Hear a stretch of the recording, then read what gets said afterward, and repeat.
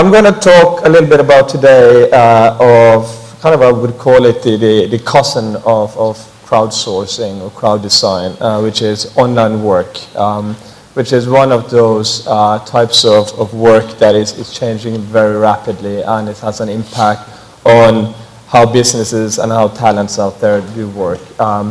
I saw the gentleman from SAP showing The Economist and Financial Times. Actually, the funny thing is that we also had coverage both in Financial Times and The Economist this week. So it's a good thing.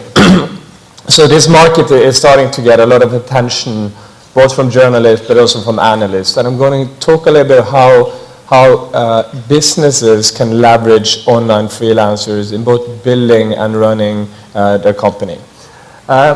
Just to put it in a context first about kind of one of these topics, which is relatively hot at the moment, called the fractional economy. We have car sharing services like Zipcar. We have the private housing through Airbnb.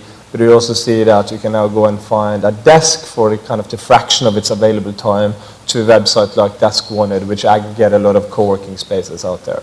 But Elance is a little bit of the same category as these companies. We give businesses access to a fractional part of talent's time through our platform. The other hot topic is, maybe a little bit dying, as they say in Silicon Valley, which is the cloud. We all use Skype to communicate with. We store our files on Dropbox and Google Drive. We use Salesforce to track our customer data. But in Elance, we talk about a different cloud, which is the human cloud. The human cloud, if it's possible, that it has two sides. On the one side, it has the talents from all across the world in various disciplines, where the common denominator of these guys is that the work they do can be done remotely and it can be done online. On the other side, we have the businesses looking for talent of various reasons. It could be talents online, but it could be of various reasons, like we don't find them locally, or they're too expensive locally, or it takes too much time to hire. So these businesses come then to the human cloud and platforms like Elance to find these talents. Elance is the connector between these two parties. We manage the matching part.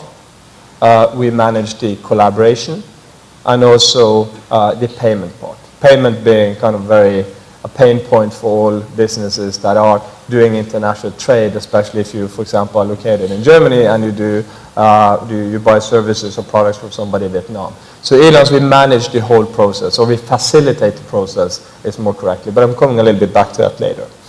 Staffing industry analyst, which is the leading analyst of the whole staffing industry, including the staffing, the normal staffing agencies, but they have also now started looking into the world of online work. They said that the market in 2012 for online work, which is a leading player in, was around $1 billion US, and they predicted that by 2018, 5 years down the road, to be $5 billion. In Elance, we believe it's going to be way more. We agree with the 2012 number being $1 billion, but with the growth that we have, with the growth that our competitors have, and what we also, we predict then that the market size 5 years down the road will be as much as $11 billion, if not more, because we do actually see some acceleration in the already high growth rates that we do have.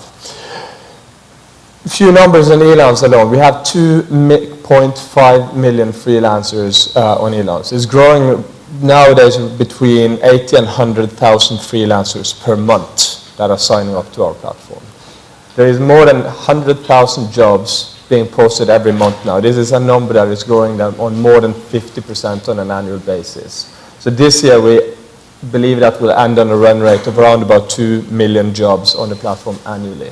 Quite a significant number. The freelancers on our platform has made $780 million since 2007, and this is just continuing. Last year alone was $200 million. This year is going to be at least $300 million. We're talking about quite big numbers here. But I very often compare the online work market with where Amazon and eBay was like 10, 12 years ago. We are still in an early stage, but everybody knows what happened with Amazon and eBay. Is like huge now. Everybody's household names. Everybody uses them. So we have strong belief that this will also happen to the market that we are in. Before I came here to Singapore, we did a survey among a few of our clients here in Singapore, asking them a few questions about the benefits of online work, using online freelancers. And the feedback we got from them first, kind of a little bit hard to see here, is that most of the businesses are within internet, IT, and media, and agencies, being creative agencies, etc. 93% of these clients that we have here are small and medium businesses, meaning less than 50 people in the company. This is very consistent with what we see on a global scale. Asking them about how the workforce or how the organization is set up now and versus how it will be 5 years down the road, using 2018 again.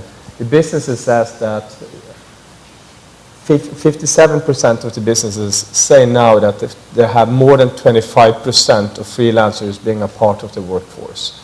In 2018, this is going to increase to 75%, or 75% of the businesses say they will have more than 25% of the workforce being online freelancers. These guys have understood it.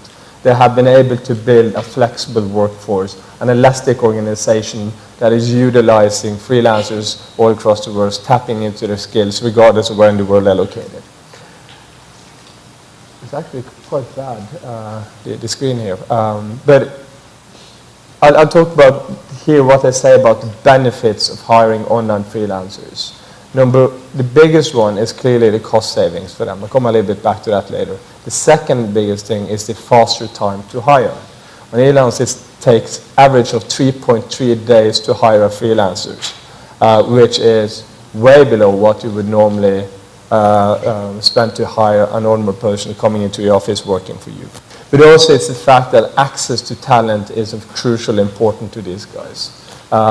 Finding talent now in cities like Singapore is really hard, especially if you are one of those 93% of the clients that are small and medium businesses that do not have the employer brand like SAP or Amazon or Google, that have no problem of attracting the best talent.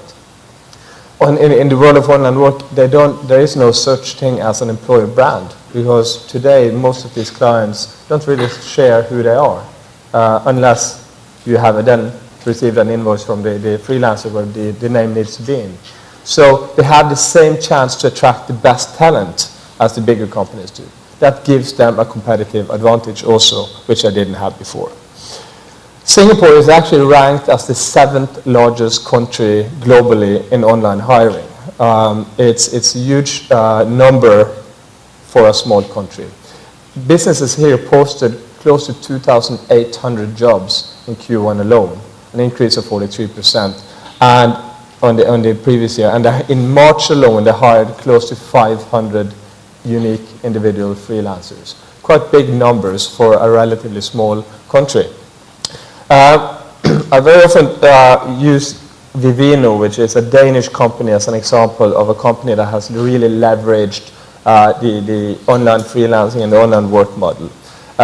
They're based in Copenhagen, and there were a few smart guys in that company, or that kind of put their brains together and said, let's make a super cool wine app to take photos of the wines that we like and share it with friends, and kind of make an archive of the wines that we like. Starting up a business in Copenhagen is relatively similar to here. Hard to find the good people, but it's also very expensive. And it's very hard to attract great talent when you're a small business, when you're a startup. So what they did was that they started hiring online freelancers through Elance. And they built up also a 24/7 organization, because they can now really utilize all the time zones with people from Asia in the east to San Diego in the west. So they really kind of found the skills, they hired them on the platform, they're working with them as an integrated part of the team, which we in Elance call the hybrid organization model, combining on-site and online team members. So this is one of these kind of big trends that we are seeing, that businesses rig their organizations differently. I'd like to put Elance also in a little bit of the context of 99 Design. I know they have been here also speaking, and we are always, sometimes kind of people new to this market ask, okay, what is the difference between 99 Design and Elance? And we are kind of like, I would say, cousins, and we are different. And there is nothing wrong by 99 Design. The models are just different models on how to work. Both have demand, businesses looking for something to get done. Both have supply, massive amounts of talented people that are supplying their services on the platform. The way it works with Elance is that there is one person doing the job, while on 99 Design there might be more people doing the work. On Elance there is only one that is being paid, and that is also the fact on 99 Design, even if there might be more people doing the work on the platform. So we're just different in the way, when they have the crowd working out solutions, on Elance there is one person that is doing the job for the client. Just two different models. The process of hiring and managing online freelancers are relatively simple. Businesses post jobs on the platform. You have freelancers then bidding for the jobs. You have then an extensive, information-rich profile on every single freelancer that is on the platform, including a service description, a history of all the jobs they have done on the platform, ratings and feedback from previous clients. We also allow the freelancers to take skills tests. We have more than 400 online skills tests where they can actually prove their skills, which is very important, especially when you're getting your first job. We don't allow the freelancers to hide any information. So if you have a bad rating from a client, you cannot hide that, because this needs to be transparent. It has a lot to do about the trust in the marketplace. Next part of the process is that the freelancer and the client starting to collaborate. They work together in the workroom. They can communicate, they can share files, they can even do video conferences as an integrated part of what we offer to the freelancers and the clients. And eventually there is also a payment going from the freelancer, from the business to the freelancer. Very simple way. 6 benefits for any company, but let's first look at the challenges, especially I think this would apply to startups, which there is a lot of here in Singapore. I've actually been amazed of the entrepreneurial spirit of this city over the last few days. It's amazing. I actually compare it very much with Berlin and in London, Silicon Roundabout, where there's a massive amount of activities going on, but I think this beats it. It's so encouraging to be here and see all the activities happening among startups and entrepreneurs in this city. So let's kind of maybe think of this as a startup inside of a kind of a generic business. You are obsessed by saving money and you're always bootstrapped. Every single startup is bootstrapped, more or less. You look for flexible solutions. You look to do things really fast. You are always in a hurry. You look for some talents. You need talents to build your business, to build a successful business. But since you are in a hurry, you need to work 24/7. And you are just dead afraid of somebody coming and stealing your ID, being an entrepreneur. We have solutions for this, of course.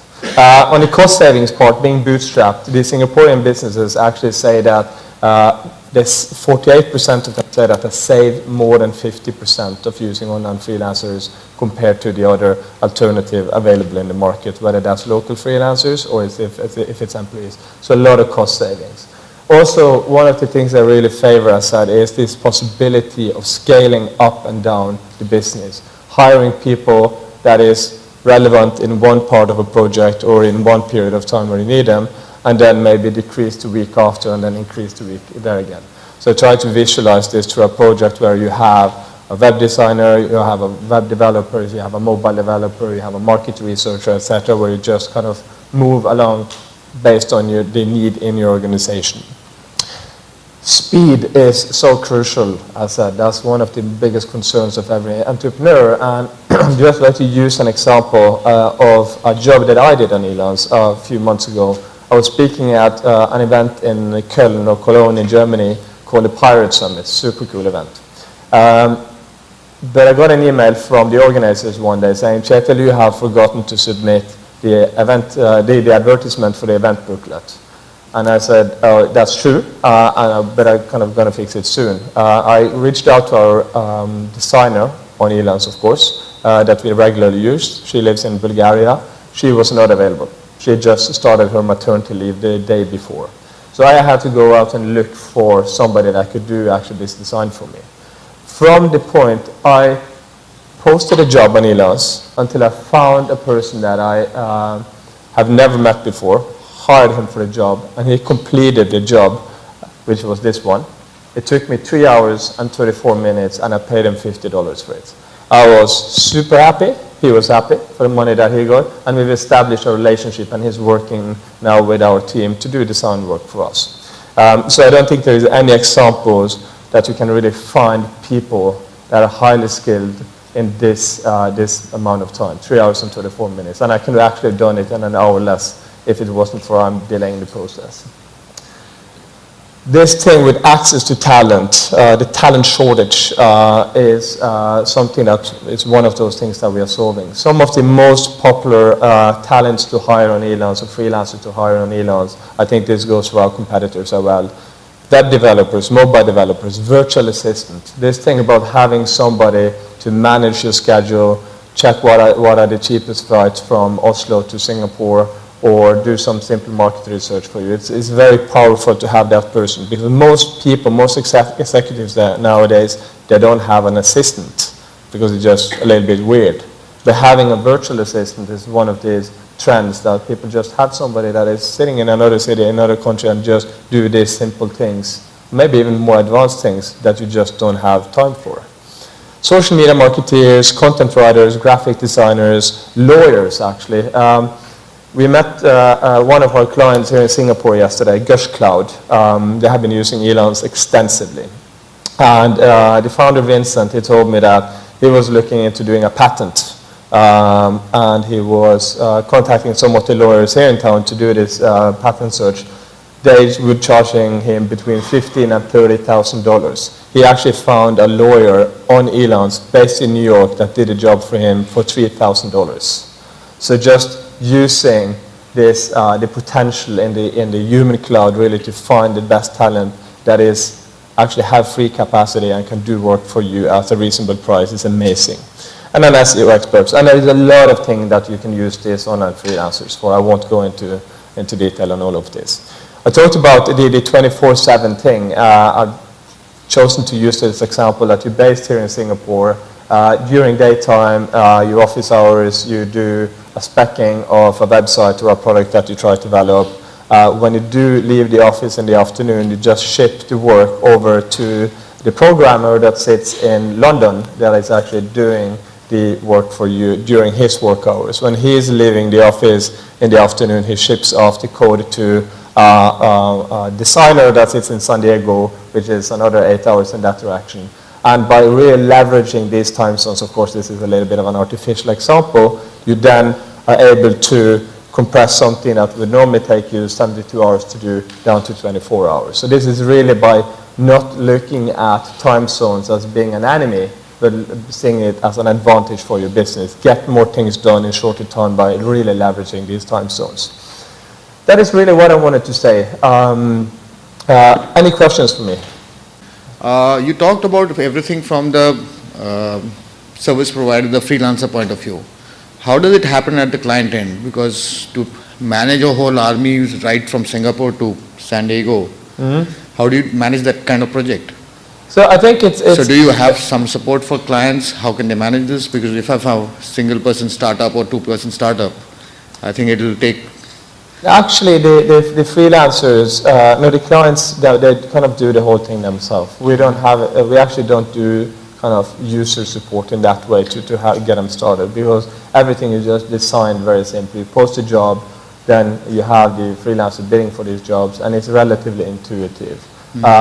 What I always recommend businesses to do is not, especially the new ones, is that don't jump into this just quick and dirty, post something and then hope for wonders. You need to invest time into understanding how the platform works, and also then using time to find the right person to work for you, especially for these bigger projects. I also say that don't put a very kind of sensitive project into the hands of somebody that you've never worked with before, that is sitting on the other side of the world.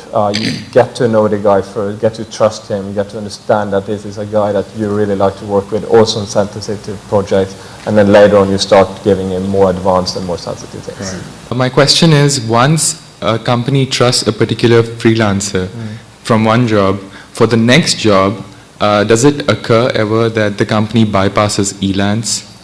I think that happens quite a lot. I have this feeling that our business and this market would be twice as big now if it wasn't for what we call disintermediation.